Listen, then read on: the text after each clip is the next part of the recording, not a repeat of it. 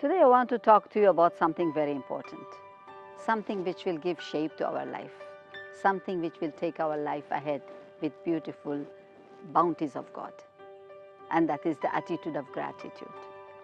It is of counting the blessings of God in everyday life that He has put on us undeservingly. We really don't deserve so much of bounties of God. But how much are we expressing our gratitude to God? How much are we grateful and thankful to our Creator for all the bounties He has given us? So attitude of gratitude is something which is really important in everybody's life. But it's not coming just like that. We have to have a practice of it. We have to start counting the bounties of God, every small little bounty, every small little blessings around us. The beautiful environment, the beautiful family, the kind of friends we have, the kind of things that we get in our life, every small blessings of God could be counted. And these are all bounties, and we have to be full of gratitude for that. You think about the joyful moments that you have. You also must be having sorrowful times. But if you count the joyful moments of your life, you will certainly overcome the sorrowful days of your life. So keeping that in view, let's hear a story and then talk about it. Once upon a time, there was a just and powerful king, and the king had won the loyalty of all his people. His court was filled with the most accomplished individuals in the kingdom. He had one servant. One servant, he was his favorite, who had served him for many years. As he was his favorite servant, other members of the court were envious about this humble man, and they always looked for some opportunity to convince the king that this servant is not trustworthy, not sincere, not honest. But the king knew his servant, and he had complete trust on his servant, and he never doubted his sincerity. One day, there was a great feast in the kingdom. Everyone had gathered, there was dance, there was music going on. Yes.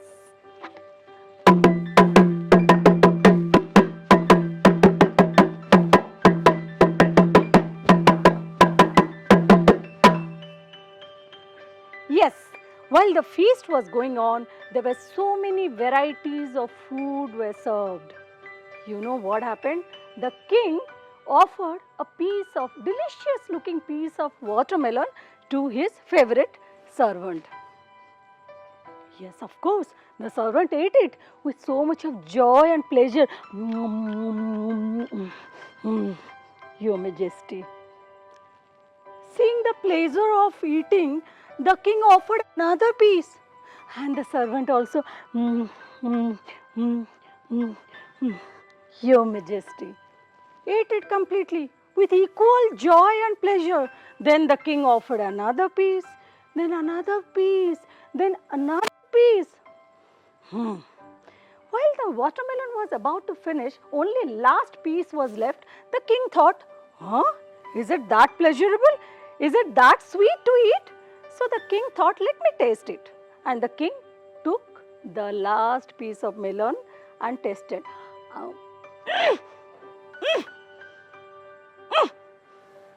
So much of bitterness.